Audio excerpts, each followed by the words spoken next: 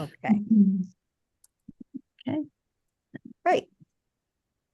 So I don't think I can see the list of attendees. I think as the host you can. So just We kind of see, keep. I just see numbers that come up at Okay. the bottom, so I can see we have three-ish people so far. So, Okay, great. again, So we'll go ahead and just wait. We'll start. Maybe we'll just give everyone about a minute or so, or a couple minutes to just log in, yep. and then Um, we will get started. yes. So everybody who's coming in, thank you. And we're gonna get started in a few minutes. Get yourself a glass of water or a cup I'm of going to do that. coffee or something to listen on in while we're sharing our knowledge and our wonderful information we can share with you. Just looking for some things that we're going to include in our talk. So, I poured myself something just in case, but then I forgot to bring it in the room. So oh, well, that's part of the problem, I think, that we're talking about today. Is what I'm. exactly, exactly. I'm like, I poured it. You got half of it there. It'll be there when you go after. Exactly. Yeah. Just like I Um, got almost half of the driveway shoveled, and then I was like, just finish it. The sun is beating down on the driveway. Just finish shoveling it, and then you won't have to do it again till Sunday. no. Yep. Yeah, those numbers keep changing, of course. Shocking, but the weather. Oh, for the storm on Monday, yeah. Yeah. I think it's Or a Sunday, I think Sunday, Sunday, Monday. Sunday, Monday, something like that.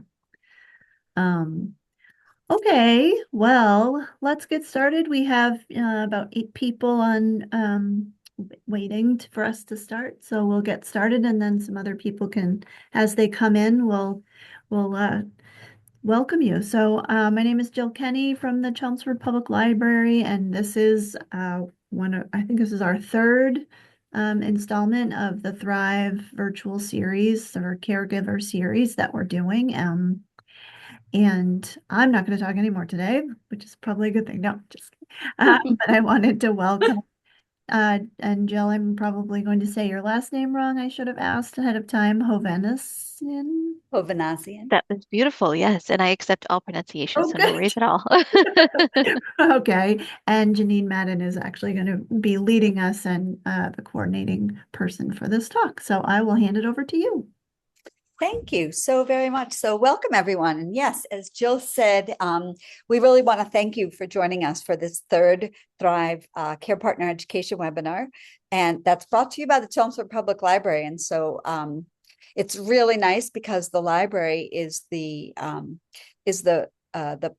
force behind getting this out there and keeping it out there for people to come back to. So even though you're attending live today, we will be able to record. We are recording this, and it will be posted on the library's YouTube channel under the Thrive playlist. So, as Jill mentioned, my name is Janine Madden.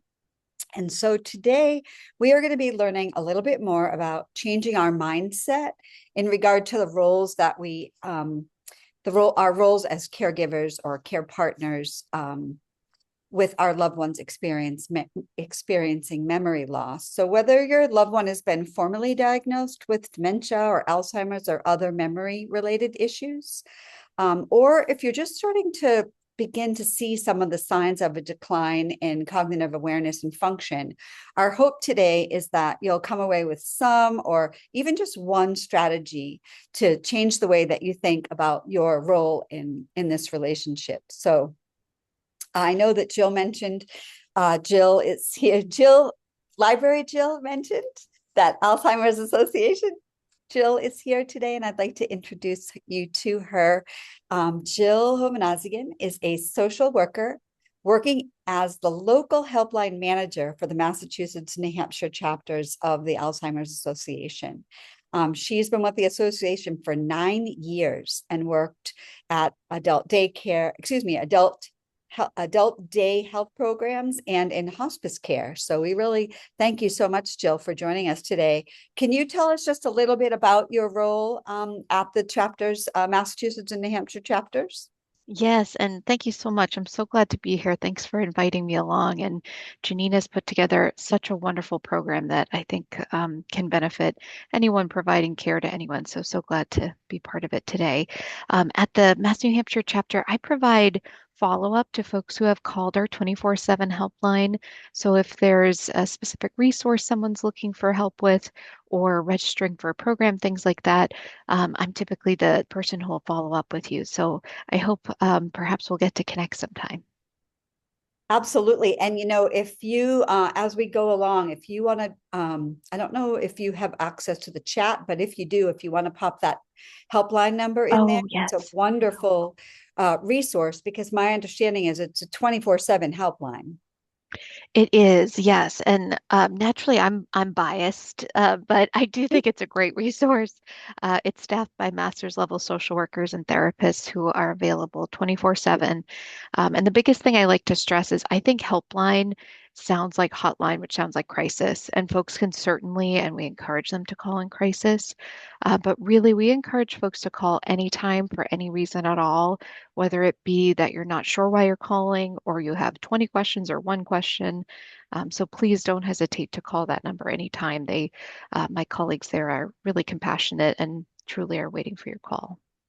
Excellent. And it's funny because we just said we hope that you take away one thing, and maybe that will be the one thing in the first 4 minutes of the program. So it's an excellent resource, as is the Alzheimer's website, Alzheimer's Association website that has an amazing amount of resources on it as well. So as much of that information that you'd like to share in the chat today, I would love that. Perfect. Will do. Janine, I'm going to interrupt for a second. I'm also putting in the chat a link in the next program we're doing in February is with the Alzheimer's Association. And the link for that is, I'm putting it in the chat right now. Boom. That is for that program. You're going to be doing your registration through them directly, and you'll be able to receive the recording from them. It's a little bit different than actually from the library for this one particular program, but that's on brain health, and that'll be really, really a great one for all of us, not just someone as a caregiver, but for us getting to Yeah, age and February wanting 19th at 2 o'clock. So yes. perfect. That's great. So the fact that you're joining us today is the first step in the right direction to begin to think about changing your thoughts about this perhaps long-term role as a care partner, caregiver, caretaker. Those terms are not necessarily interchangeable, although it does seem that we often see ourselves as a giver or of care or taking care of someone else. As our loved ones advocate, we're hopefully part of a larger team, a care team of people who are working together to enhance the life of those that we care about who are living with dementia.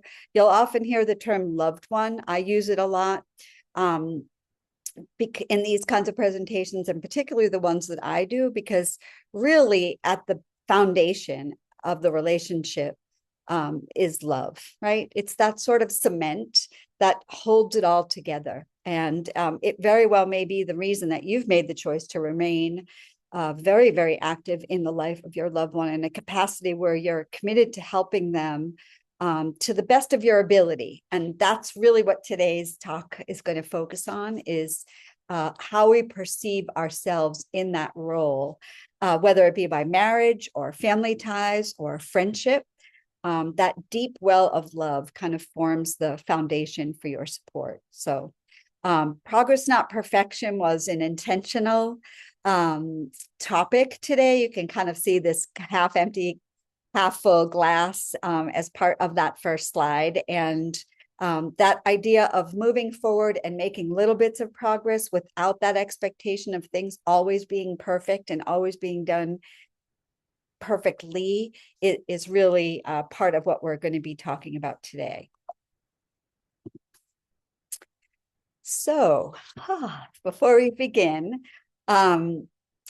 just take a second. If you're, I know that a lot of people watch these with them in the background. Maybe I'm very, very guilty of that. I am a terrible multitasker, but I think that I'm a good multitasker, and I'll have something on in the background, but I'm not really, if I'm doing two things at once, I really can only give my attention to one of them completely. So if you are doing something else, if you could take just 60 seconds and put aside whatever you're doing for just a moment and just have a seat if you can.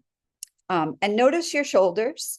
We have a really bad tendency of our shoulders, particularly when we're on the computer or on an iPad or on your phone, of having our shoulders way up by our ears. And so if you could just drop them down, that goes a long way. I find during the daytime, if I associate something, anything really, like on the hour or whatever it might be, if I hear a car rumble down the street, something that's a very frequent sound, and it gives me a clue to kind of drop my shoulders.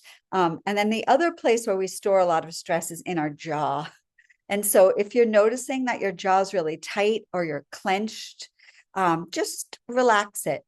Just relax it for a minute. It's hard to do when you're talking.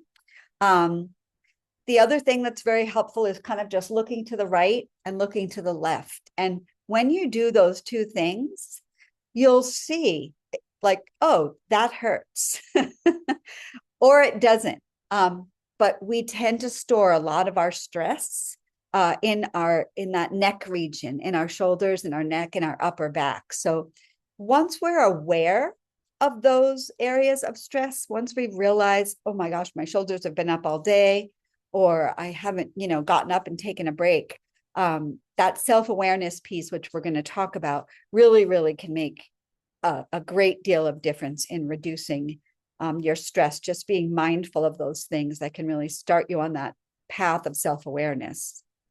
The other thing that really, really helps is breathing, particularly when you find yourself in a situation where you're anxious or concerned or frustrated about something. And I do the 4x4 box breathing often, where you breathe in for a count of 4, and then you hold it at the top for a count of 4, and then you exhale for a count of 4, and then you hold it at the bottom for a count of 4. And that is almost like a little, on your modem, when you have to reset it, if it's not really working well, it's enough.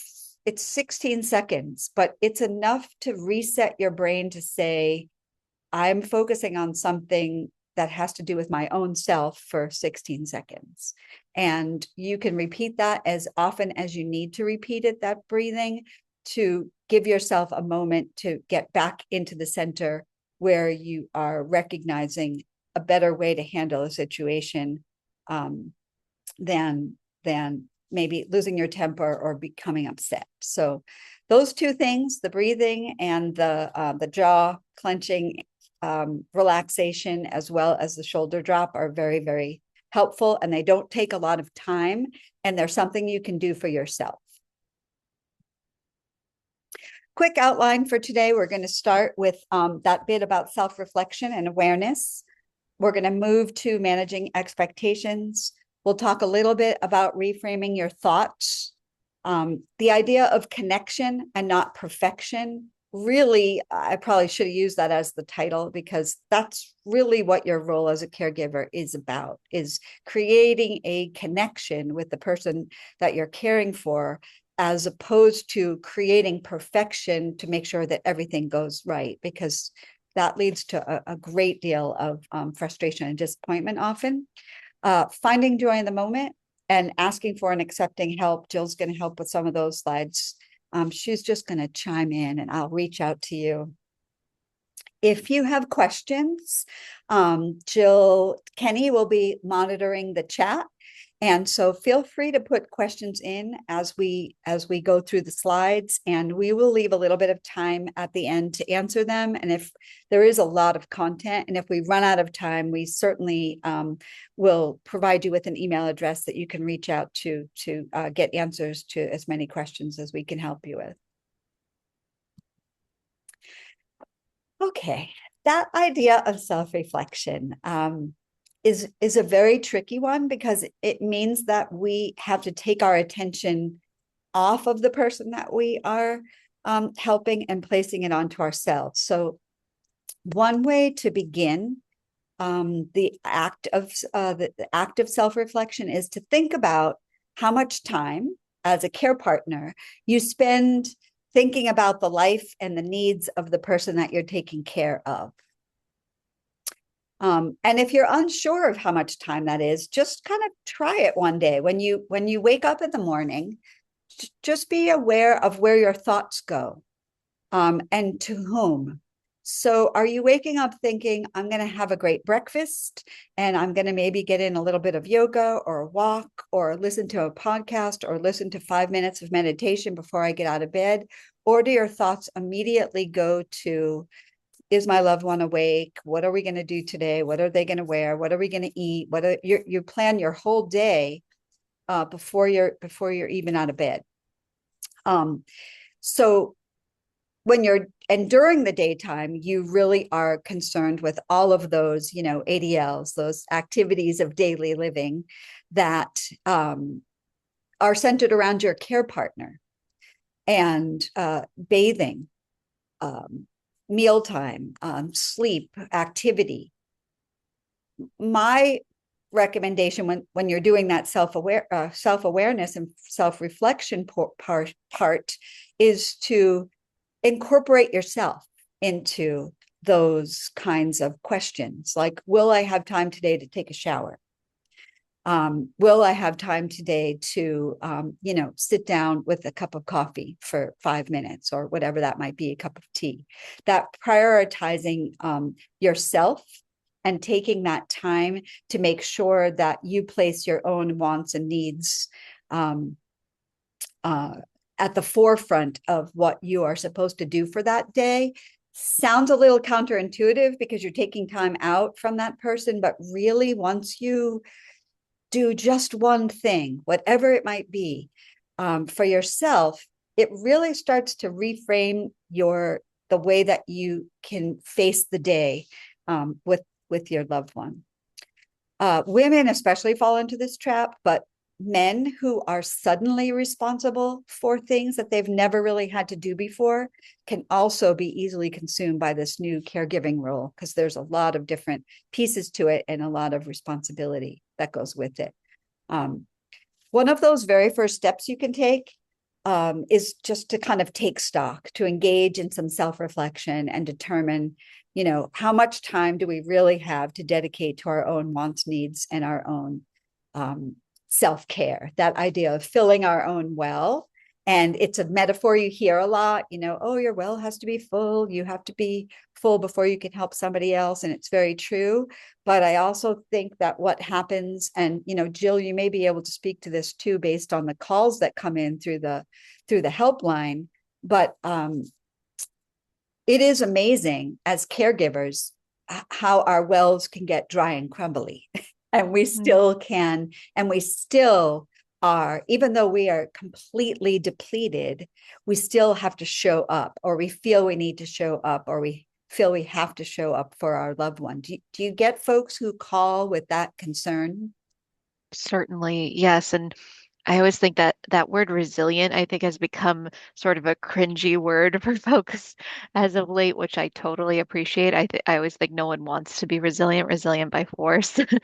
And Right. I think that is caregivers, and certainly there's that need to get through these certain amount of tasks. And it's so hard when you have 15 non-negotiables that you perhaps have to do for your loved one. Then how do we start to build in that prioritizing the self? And as Janine said, I think that first part of taking stock, I think confirmation bias can play such a big role. And I was thinking about this for, I think this will come up later too, of kind of thinking about, oh, when we have this mindset, right, of a high level of stress or constantly prioritizing our loved one, I think that confirmation bias, it constantly fills in that bucket, right? Versus thinking about, okay, where can I practice that neural pathway of actually the self, right? And how can I create this new confirmation bias of, okay, this 5 minutes I'm going to plug in for myself, which again, I realize so much easier said than done. I think it can be helpful too to think about self-care versus self-soothe, right? There might be days where that hard thing, right? Self-care is that hard thing that we do. It might be calling to make the doctor's appointment. It might be a shower. It might be grocery shopping. Whereas self-soothe are some of those things that I think we sometimes think of as self-care and certainly can be. It's the bubble baths. It's the thing that feels good in the moment versus the thing that's harder in the moment, but may eventually build resilience. But all that said, I think there are days where self-soothing is all that we have the space for, and that's just as valuable on that day than self-care. It really is. And, it kind of leads to that next piece, which is that sharing of responsibility, because one of the things we don't necessarily like to think about is what what our loved ones' lives would look like if we were unable to care for them for whatever reason that might be. Maybe we're going to go on vacation. Maybe we have a case of the flu.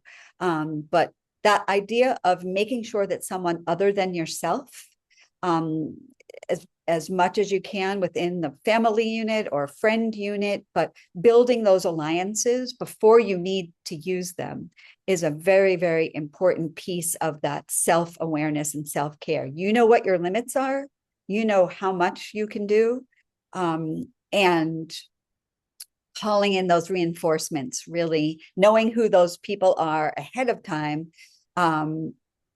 and having that little kind of playbook available to say, I have to do this day. These are the 4 or 5 people that I can call, and not feeling like the responsibility is always only on you. Again, much easier said than done. Oh, throughout the program, I threw these little memes in here, but this idea of self-awareness allows you to self-correct. And we're going to talk a lot more actually about that idea that once I focus on myself, because I'm the one who's stressed, I'm the one who's feeling overwhelmed. Like, these are the feelings that I have. The only way I can address those, it's very easy to say, I'm feeling overwhelmed and I'm feeling stressed because this responsibility of caring for someone whose life doesn't look like it did 5 years ago or 8 years ago or 1 year ago, is very overwhelming. And it's easy to kind of push that off and say, because I'm in this situation, I feel this way. But you really do need to stop and ask yourself those why questions. And so we're going to go on to that right now. But that self-correction is helpful, particularly if you find yourself kind of stuck in that loop. Managing expectations is a kind of a double-edged sword, right? Because oftentimes we place a lot of expectations on other people. We expect things that are out of our control to happen the way we want them to happen. And that is a recipe for a lot of disappointment, because we don't have any control over that. We don't have a lot of control. Jill and I just talked about this yesterday. The idea that we can set things up the way that we want them to go, and we can put a lot of pieces into place. But when you insert other people or other structures, whether it's the internet for Zoom or the weather or whatever it is, being able to manage those expectations and adjust them accordingly as time moves, is a very helpful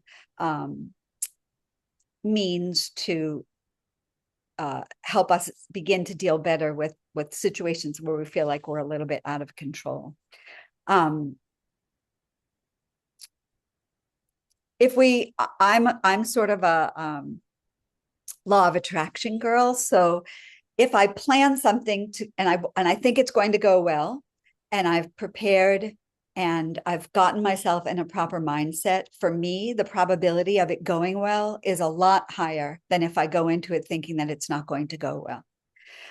So I try to maintain that sort of whatever I kind of throw out to the universe is going to come back to me. And that works for some people. It doesn't work for others.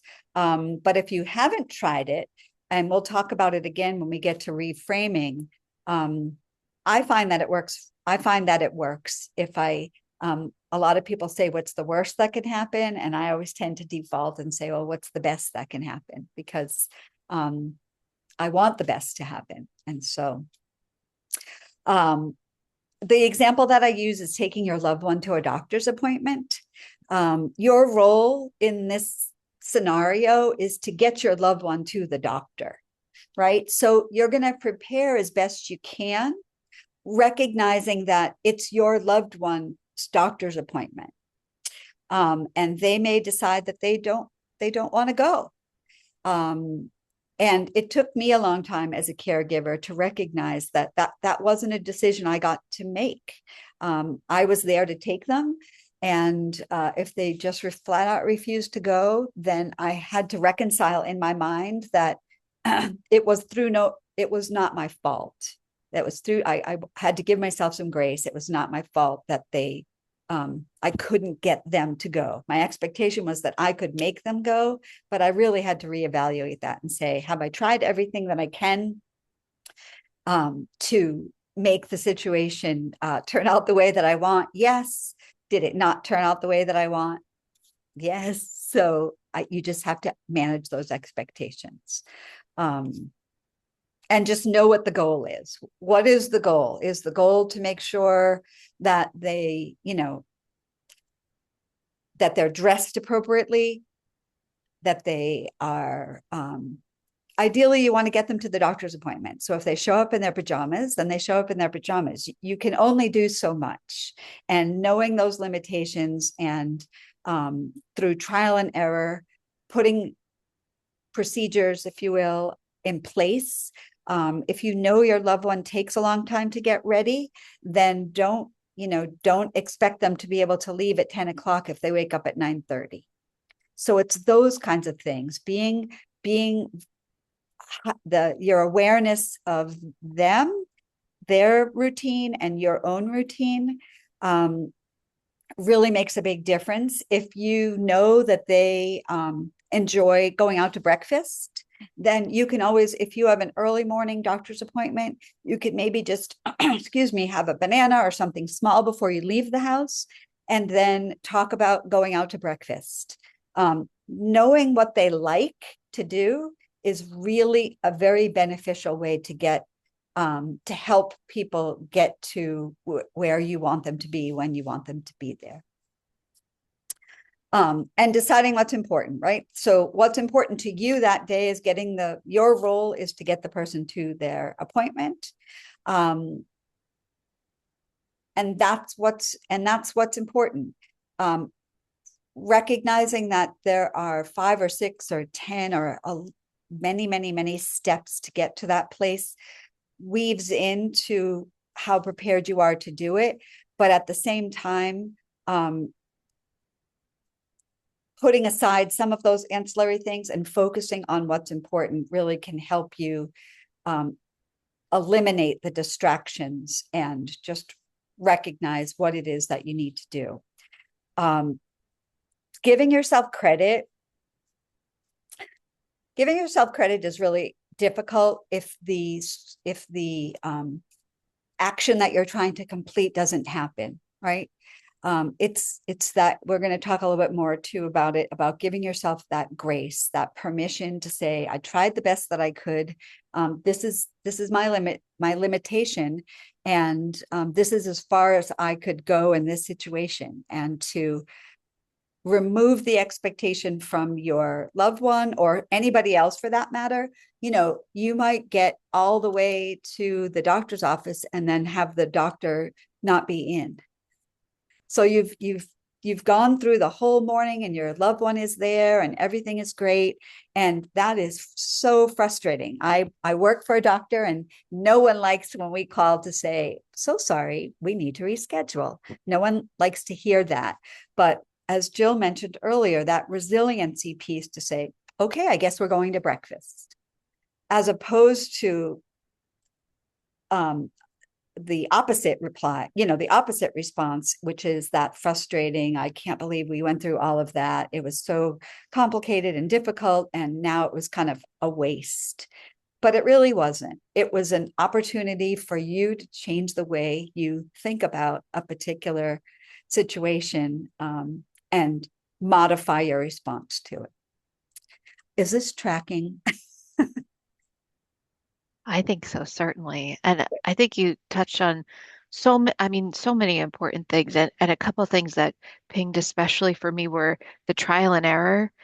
And I think you had mentioned this too, or that we had chatted about it before too, but it's then taking stock of whatever that event was. It's caring for someone with dementia, it is so much trial and error, isn't it? And sometimes whatever we trialed and was successful the other day will be a trial and an error today, right? So the expectation part is so hard when you're caring for someone living with dementia because it can be so mercurial. Every day can be a bit different or sometimes even hour to hour.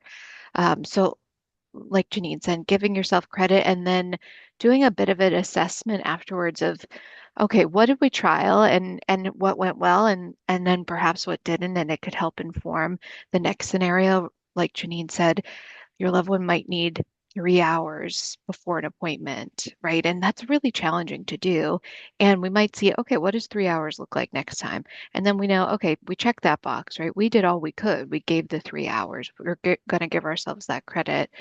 And I love your point about pinning something enjoyable to the thing that our loved one may not want to do as a bit of an incentive, right? Like we're going to do this and then we're going to go to a meal or go get ice cream or whatever it is. Because as we know, sometimes just getting out of the house can be really challenging. So anyway, I think all of that you said was great. Okay, good, because it is overwhelming.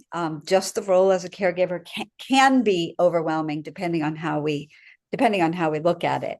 I just read something the other day that about grace, and I think we talk about grace in a couple of slides moving forward too, but I have it here and it says, grace is something that arrives when we finally stop trying to control everything. It's not a reward for hard work or good behavior. You don't extend it when you've done things the way they ought to be done or should be done or the way you think they needed to be done. It's the stillness that fills the room and our hearts after that surrender, when we know we've done all we can do, and that infusion of grace can kind of set our minds and our hearts at ease. And I really liked that because I love the idea that, it's what remains. You don't just give it to yourself when things go well, you give it to yourself almost when they don't, right? That idea that I'm going to sort of cut myself a break. Changing your thinking can change your life. Your thoughts create your reality. That idea of practicing positive thinking and acting the way that you want to be, and soon you will be the way you act. The practice positive thinking, we're going to talk a little bit about when we get to reframing. It's not this toxic positivity that everything is wonderful and I'm discounting all of the bad things that are, or I don't like to use the word bad, but the challenging things that come up. When we start labeling things as good or bad, we'll talk about it when we get to reframing, but things that are bad, we typically want to avoid, but bad things happen all the time and we can't avoid them. So we really need to reframe and look at those things a little bit differently. I liked this idea of acting the way you want to be, and soon you will be the way you act. Because once we realize we're overwhelmed or frustrated or anxious or are angry, we don't like that in ourselves. We want to be the ones to change, but we're the only ones that can change. And the only way that we can do that is look at things differently, changing the way that we think about a situation, getting to the doctor's office and realizing that the doctor's on vacation, and that they tried to call you and you didn't get the message or whatever it might be. Saying to yourself, okay, I guess we're just going to be going to lunch today, and looking at that as that moment, and you're just going to move on to the next thing. If you want to be calm, if you say to yourself, well, I wish I could be calm and I wish that I could not, I don't like to say overreact, but I wish I reacted differently or responded in a different way. When things don't go the way that you want them to, then that's something we need to practice doing. We've all found that losing our temper and yelling really doesn't accomplish very much. It just kind of makes ourselves spiral a little bit more so. I'm not saying that can't be done. I have certainly lost my temper and sat in my car with Led Zeppelin blasting very, very loudly for, a good 20 minutes until I could reset. But I really tried never to do that in front of my loved one because I recognized that it was me and never him. So there's always that dynamic. One of the things I came across in preparing today, it was positive people do have negative thoughts. They just don't let those thoughts control them. And it is that idea that I do have a little bit of control here. And so let me exercise it in a way where everyone benefits somehow. So I've been talking about this reframing your thoughts, this idea of what's fact versus fiction. That idea of when you say to yourself, I'm exhausted. I cannot do this much longer. I'm too tired to do it. If you hear yourself saying that, then that idea of going on a little fact-finding mission, and you don't have to do it right in that moment, but at some point, you will have to ask yourself, am I getting enough sleep at night? I use the word exhaustion. And if the answer to that is no, then you need to kind of go a step further and ask yourself, why not? What types of activities am I doing? Am I creating a meal every single night that's so, extraordinary, but I've also used every pot and pan and piece of silverware that I own? In those moments when you feel yourself being stressed, then minimizing and making things a little less complicated really, really goes a long way. Think about what time you fall asleep, all of those healthy sleep habits. What does my room look like? I mean, we could do a whole webinar on that. Am I overly concerned about my loved one getting up and wandering? Have I put the proper safety things in place so that if that does happen, because I can't control whether they get up, if I know that they haven't had anything to drink after 5 o'clock, then the probability of them getting up to use the restroom at night is lower than if they had a glass of water at 7:30 or 8 o'clock. And that probability of them needing to get up in the night is going to be greater. So there are some environmental changes that you can make. But focusing on those solutions, right? If you're concerned that your loved one is going to get up to use the bathroom and they're having difficulty navigating that, then be mindful of the fact that you want to minimize or not have them have anything to drink after a certain point in time, before they go to bed. Focusing on the solutions to the issues that you are frustrated with allows you to see a better outcome, and therefore a change will happen as opposed to just being stuck in that loop. I put in here, you've enjoyed a healthy dinner. You've done all the things that you're supposed to do. You've limited those sights and sounds and all the things from our sundowning video. You've put them all into place. The lighting is perfect. The music is soothing. There's not a lot of commotion going on. Take time to participate in that. It might only be 5 minutes. That you may have to go and do the dishes, but just for 5 minutes, sit and maybe have a cup of tea or start a puzzle or whatever it might be, that will help you sort of reset and reframe your thoughts. Asking yourself if the situation that you're concerned about is true. Are you basing your observation of the situation in truth? Is when you say you're exhausted, did you not sleep last night? Or I shouldn't say exhausted. When you say that you're tired, is it because you didn't sleep the night before?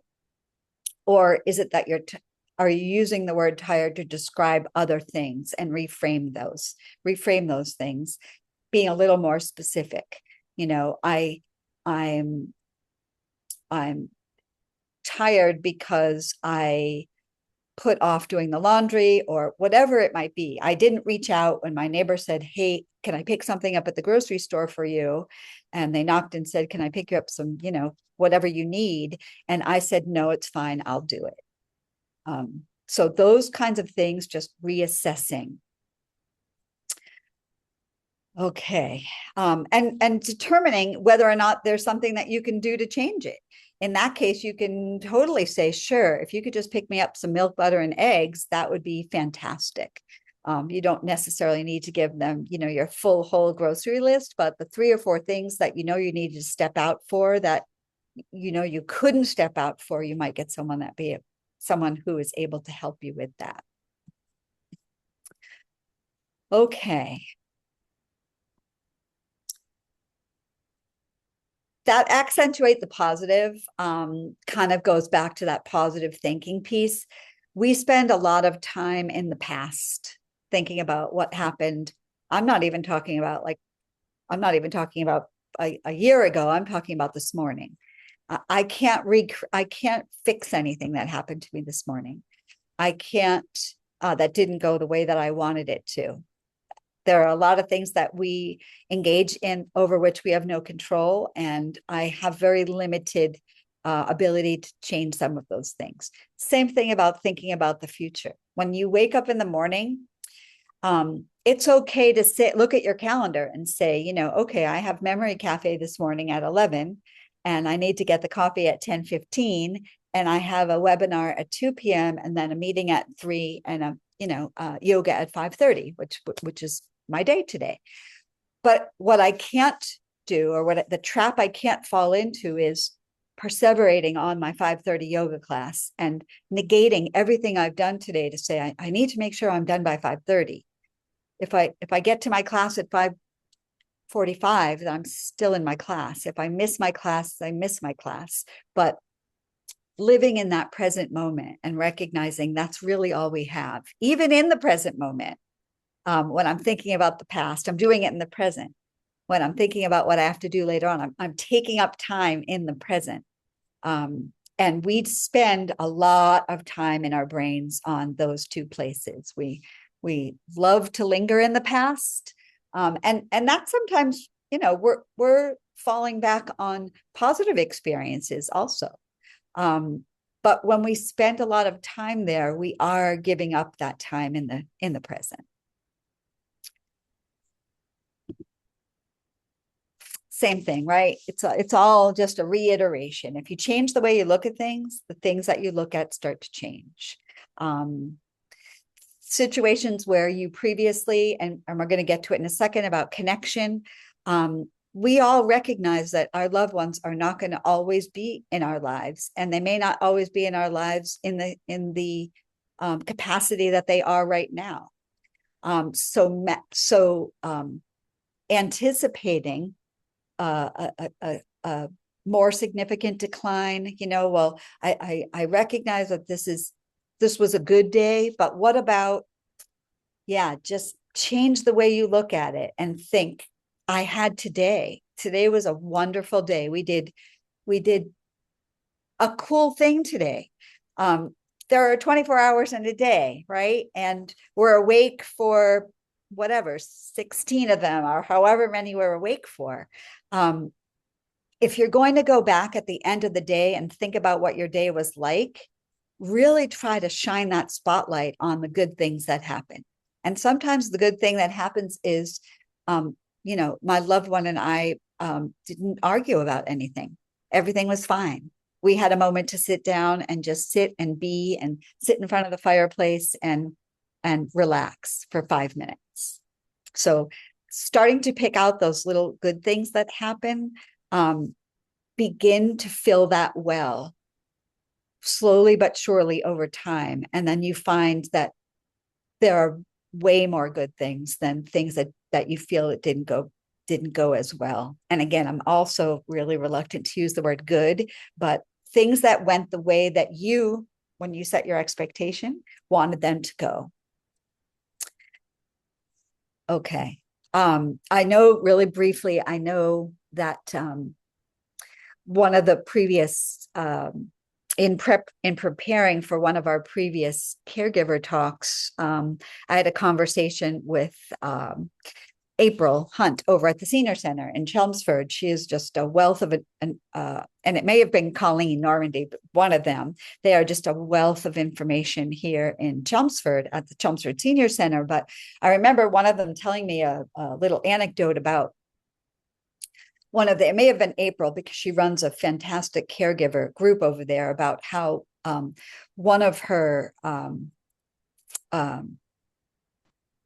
families that she works with, the spouse was very frustrated because she would give her loved one, a pile of laundry to fold or match or whatever, and she would get very, very frustrated because it was never really folded the right way, or the socks were really never matched correctly, or she put a lot of emphasis on that task being done properly, when in actuality that's where the progress and not perfection came from, is that she really, what was her goal there? Her goal was to occupy her loved one with folding some laundry so that she could, sit down and listen to the news or meditate or have a cup of tea or do something that didn't require her to be doing anything for her loved one or even for herself, or themselves.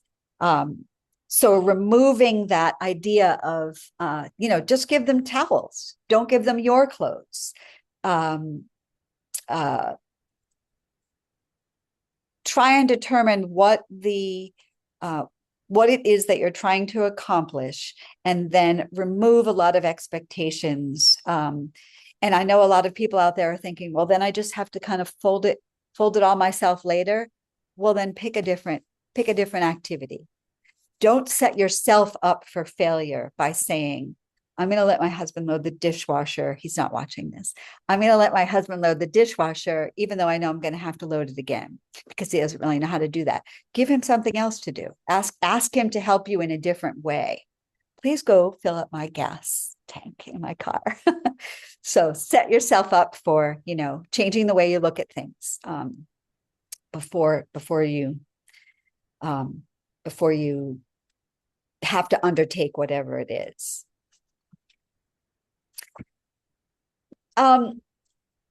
Jill, did you want to talk a little bit about memory making for yourself? I feel like some of the folks that call, I'm not really sure what they call about, but I would think that some of these things, remaining in the present, reflecting on your emotions, and then some of those unexpected behaviors, I would think a lot of people call with those kinds of concerns.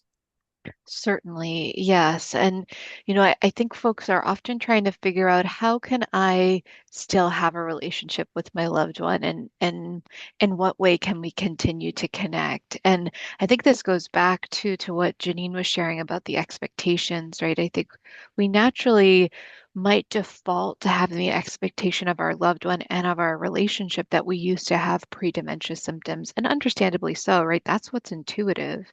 And what's counterintuitive is to start creating a different expectation for what our loved one can engage in successfully and how we can continue to have a relationship. So sometimes that memory making might be thinking about what's meaningful to my loved one and what's meaningful to our relationship.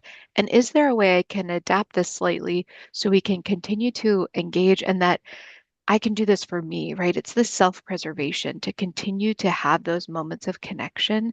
I think these caregiving relationships can often feel like caregiving takes up this much, and then spouse is maybe this much, or caregiving takes up this much, and child takes up this much.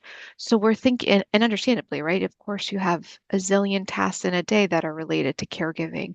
So, what are those things we can do to self-preserve, which might mean making those meaningful moments and adapting an activity slightly, or perhaps more than slightly?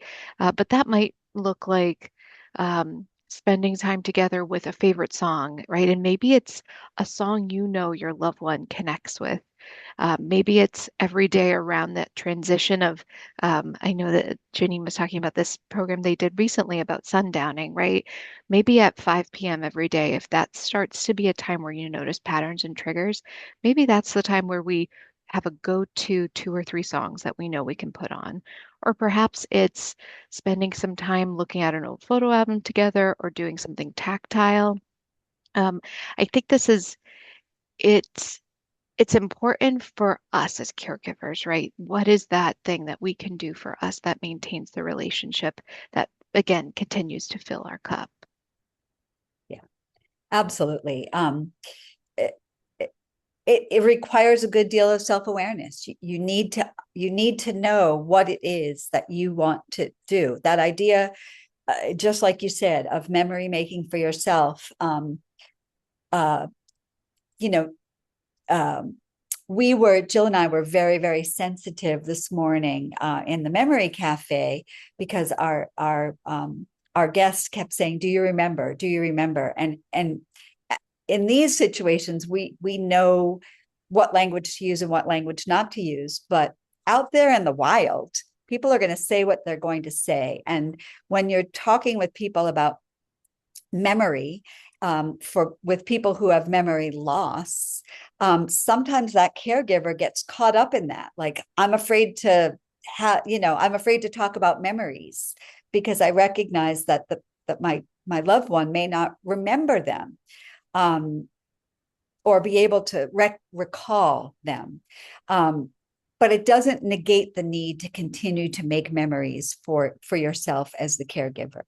And that's just a really, it's an important, it's that idea, like, um, there's some adage about, like when you're most unhappy, you're, but something about when your child that's most unhappy dictates kind of the dynamic in the family. But that idea that you can still seek out memory making opportunities. All of the caregiving that you're giving is a memory making opportunity, all of it. And so I would rather leave it by saying,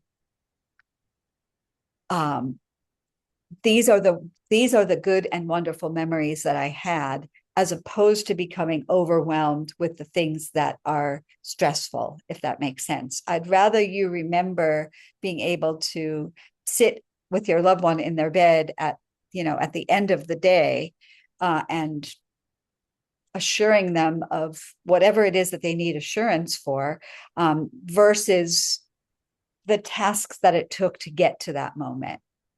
They all happened. Both things happened.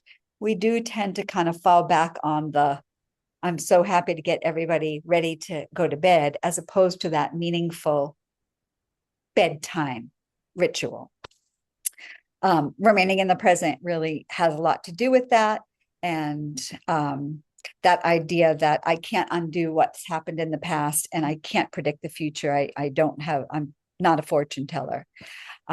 Seeing mistakes, and I put them in quotation marks because they're really just opportunities. In the space world, we call them anomalies, right? They're really just opportunities to learn resilience, and adaptability when things don't go as expected. Trying to find that bit of harmony really, really makes a difference. The unexpected behaviors piece I threw in there because, again, really it's just kind of goes back to this idea that I don't have a lot of control over what the person that I'm helping, or the person whom I'm helping, is going to do, think, or say. I can't get into their heads to know this. So when they lash out with words or physical responses, it's really easy to take them personally. I know I struggled with that initially, particularly with words that were said. When I spent a little time on it to say, why am I getting so hurt by this? I recognized that, uh, the person that was saying them to me was a million times more frustrated than I could ever be. And so for me to take it personally really was inappropriate on my part because it had nothing to do with me, even though it was directed at me. That was the only outlet at the time, and I happened to be on the receiving end of it. But dealing with those unexpected behaviors where, and again, that unexpected goes back to expectations. And like you said, Jill, if you have a series of days that are going very, very well, and then all of a sudden you hit a little bump in the road, it's a little bump in the road. And the expectation is that the days that follow are going to be good. Can I predict that they will be? No. Can I predict that they won't be? No. I just have to be open and ready to experience them when they happen. Typically, often, I shouldn't say typically, often those unexpected behaviors are a symptom of feelings in some way, good or bad. When they're not expected, when they're not what you intended or expected, consider that behavior as an outward expression of some sort of unmet need, safety, fear, confusion. Someone I think it was an Alzheimer's Association webinar I watched a couple of weeks ago, was talking about their loved one was very fearful of getting into the bathtub. And what they determined was that they were using a dark colored mat right in front of the bathtub. It was like dark brown or something. Anyway, it looked really nice in their bathroom, but their loved one thought they were stepping into a hole. And so little things like that, changes in the environment. There's a whole thing about colors and how different color palettes affect people's moods at different times of the day. We should do a webinar on that. It was very, very, very interesting. Might they need a sweater? Are they too warm, too cold, a snack?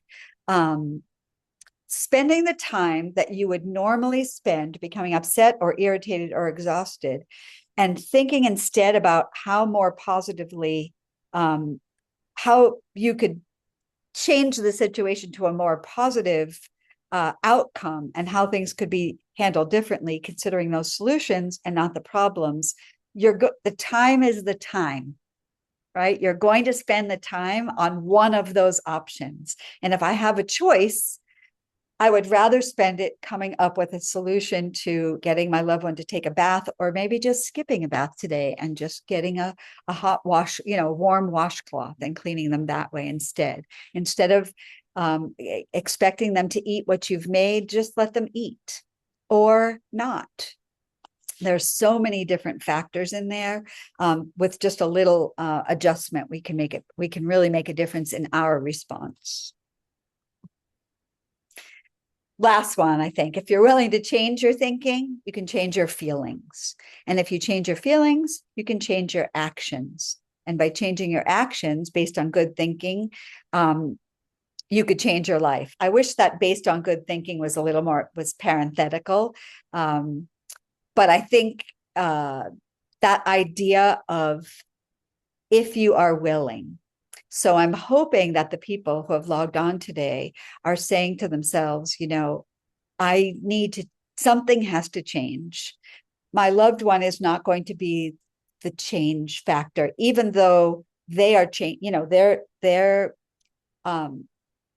diagnosis is causing them to exhibit changes almost hourly.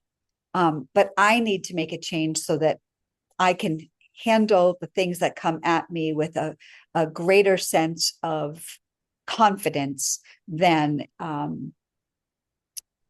before I maybe started to watch this. You were drawn to it for some reason. And my whole idea behind creating it was that if you are willing to change, here are some things that you can do to make that change. We get told a lot of things about caregiver self-care. it's endless. There's so many, if you Google it, there are so many, search for it. There are so many articles about, taking time out for yourself. Sometimes those things just aren't possible. Sometimes we don't have that support. And so carefully curating those moments and changing your thinking about where those moments can fit in any 24-hour period really can go a long way. Finding joy in the moment. I think we've really been talking about that the whole time, right? Focusing on the present, adjusting and adapting that idea of the doctor's office, making that change and saying, okay, I have the day. I planned out 2 hours for this doctor's appointment. I have 2 hours. What's something fun we could do? Check in with your loved one. Sometimes they are unable to respond, depending on what stage in the diagnosis, in their dementia they're in.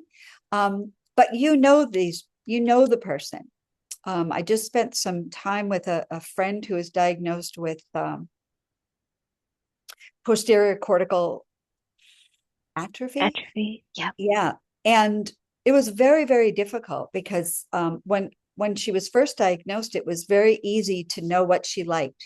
She still liked a brownie, or she still liked a hand massage, and she still liked her hair brushed. She still liked to hear about what was happening. And then as her condition, as she declined and she lost all that capacity to do that. And so when I would go and sit with her, I would say to myself, okay, you have X, whatever it is, 30 minutes, an hour. What's a meaningful way for the both of us to focus on the here and now, and not what happened to get me here, and not what's going to happen when I leave, but how can I be present for this person right now? And mostly for myself with that person. I had no way of knowing how my visit affected her. I only had the knowledge that it made me feel good to spend time with her. And grace and gratitude, right? We don't spend enough time in that state of gratitude. There are so many things to be grateful for. And a while ago, I did this 10 things activity where every night I would write down, I'm not a writer, so every night I would send myself an email were 10 things that I was grateful for. And I did it for a week, and they had to be 10 different things each day. And so on Sunday or Monday morning, I had, 70 things. And they started to be, like I'm happy that I have house plants, or, things in our environment. All the major things come up on the first 2 days or 3 days. And then you start to really have to dig deeply and say, well, what else am I grateful for? And that list can be extensive when we choose to focus on the gratitude piece. I'm just kind of reading through, working hard to focus on the present, on what's happening right now. Sometimes I find myself slipping into a little bit of that woe is me kind of mentality, like I'm not feeling like I'm adequate enough in the moment. And so I kind of have to stop and say to myself, okay, well, consider where you are, consider what you're doing. Like right now, I'm in my nice warm house and my fireplace is going on and I have clothes to wear and I know I have a meal waiting for me when we log off. All of those things lead to that sense of gratitude and gratitude in the moment. Okay, let me see. Accepting help. I'm going to just touch on these 3 things really quickly, and then I would like Jill to chime in. The idea of making a game plan really has more to do with making sure that someone other than yourself is aware of the care that you are giving your loved one. who else can I turn to so that I'm not the only person that's responsible for all of it? Sometimes people don't like to give up, like I'm the one who does all the finances. I don't really want to give that to someone else. I'm the one who keeps all the passwords. That's what our talk in March is going to be about. I'm the one who keeps all the passwords. I don't really want to give those to anybody else. Well, at the end of the day, when you're dealing with someone um, who's not able to assist you in the way that they once did with those tasks, then making sure that someone else, a trusted someone else, is there to back you up on some of the caregiving and those responsibilities that you have. Have a list of those people. I'm sure we all get those emails that say, let me know how I can help. Well, take those as a reality, and reach out to those people and just say, I there's no way I'm going to get out to the supermarket. Could you pick me up these 5 things and I will Venmo you or whatever. There are a lot of conveniences now to help allow those tasks to be completed by someone else. And the biggest thing is not to wait. So if you are new to this world of caregiving for a loved one with dementia or Alzheimer's or any other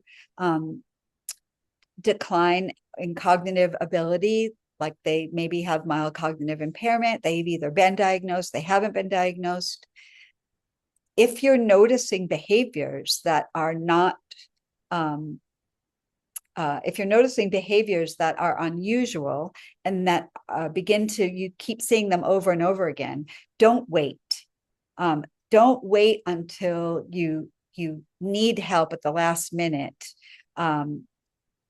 Try and put that care team together. And typically we think about care team as medical professionals, but really, like in Chelmsford, we have the senior center, we have age-friendly committee, we have the library, we have a lot of community resources that are there to provide assistance, to include the Alzheimer's Association in Massachusetts and New Hampshire. That chapter is very, very, very active. Yes, thank you, Janine. And I couldn't agree more. I think the um, two things in particular that I want to highlight that you said. One is looking at those informal supports first. I think sometimes when we think about accepting help, we think about the formal supports, right? We think about in-home care, we think about day programs, but really trying that path of least resistance first, those informal supports. It might be, like Janine said, a neighbor who's said a bunch of times, "Oh, let me know when you need something." And I think it's really hard to ask for or accept that help. And as we know, right, if we've been on the other end of being asked for help, I'm going to the grocery store anyway, right? And I'd love to be able to contribute to a neighbor who needs that support in a way that's really doable for me too. I'm going there. So I think also having a list of what those things are and thinking about who has those skills, right? Like Janine was saying, maybe the passwords, right? Or maybe we need to think about who can help support with that. Or maybe there's a different skill that someone else has who they're really great with finances, for example. And that's something they could do. They're working full time, they're busy, they can do it 1 hour a week. And they want to help. So thinking about those informal supports first, path of least resistance. And then I often find it helpful, or I know some caregivers find it helpful to think about how to quantify when to accept that help or when to ask for help. So I find sometimes, whether it be a meeting with ourselves or like a family meeting once monthly, and in between this monthly check-in, again, either with ourselves or ideally it would be with these informal supports so they can see what's changed. And then we could also help ask for help or kind of assign these tasks. But in between these meetings, taking note of the amount of care you're providing and your feelings about this, the sustainability of your current kind of care plan, so to speak. And I think sometimes even using like a Likert scale of like based on this data over the past month, on a 1 to 10 on sustainability of this care plan or a 1 to 10 on caregiver stress, what's my number at? And I think some people like this because it sort of gives us accountability to ourselves, right? oh, I'm noticing my number's been consistently high, or I'm noticing over the past 6 months, my number's been ticking up, right? We want to try to ask or accept help before we're six or above, right? Ideally, even earlier. But I do think sometimes noticing those patterns can help us accept or ask for help sooner. Okay, I'm looking at the time and I realized that we've kind of gone a little bit longer. So I do want to thank everyone for watching. I don't know if we had any questions come up in the chat. I know that what will happen is this was recorded and it will be posted on the YouTube channel. I know Jill put some of that information into the chat, but also you'll get a follow-up email. If you registered, you'll get a follow-up email with a link to the recording. I think you'll get a survey. Please be as as honest as you can, because it's a very new program for us, and we're really looking to find topics that are of interest and include guests who can lend to those topics that people want to hear more about. As Jill mentioned, our next webinar is going to be on February 19th with the Alzheimer's Association, and that's going to be on building healthy brain habits. And I think that's the title. I hope I didn't mess that up. And it's a great topic that I'm learning about more and more each day. One of the things is learning something new, like learning something new that you didn't know before. I'm learning something new, even for our memory cafe today, where I typically would have brought muffins and pastries and cookies. I wound up bringing blueberries and blackberries and foods that are known to help build a healthy brain. So we're going to learn all about that the next webinar on the 19th. And I want to thank you, Jill, and I forgot to say should have put thank you, Jills. So thank you both very, very, very much for all, thank you, Jill, for coming today and speaking to much of the material that we presented. It really makes a big difference to hear from someone who's really dialed into what's happening out there now with caregivers and with those who have received a diagnosis and who are trying to navigate that course. And My thank pleasure. you Thank you. always for your excellent support from the Chelmsford Public Library. I really appreciate it.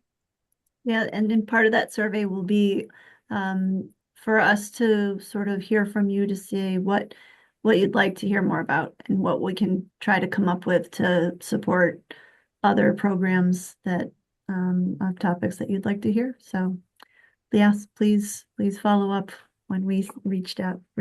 But thank you all for coming, and we'll reach out to you with a recording. Thank you. Sounds great. Thank you so much. Have a great day.